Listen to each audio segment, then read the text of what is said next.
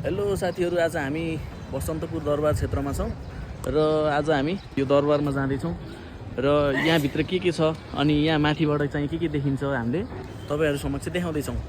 72 सालको भूकम्पले क्षति पुर्याएको यस दरबार क्षेत्र अहिले भने पुरानै स्वरूपमा उभिएको देख्न सकिन्छ। चीन सरकारको आर्थिक र प्राविधिक सहयोगमा पुनर्निर्माण गरिएको यस दरबारलाई पुरानै शैली र ऐतिहासिक वास्तुकलालाई कायम राख्दै बनाइएको हो। काठमाडौँ उपत्यकाको एकीकरणपछि पृथ्वीनारायण शाहले यस 9 तले दरबारको निर्माण गरेका हुन्।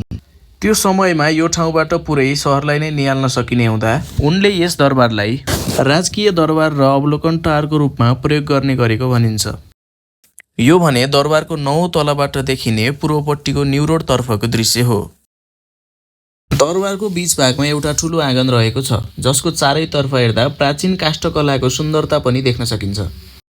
दरबारको पछिल्लो भागमा भने नागपोखरी र फोटो ग्यालरी रहेका छन्। उक्त ग्यालरीमा हामीले बसन्तपुरका बारेमा संक्षिप्त जानकारी पाउन सकिन्छ। अन्तिममा भने हामी भिडियो खिच्न नपाइने गद्दी बैठक हुँदै बाहिर निस्किँदै थियौं।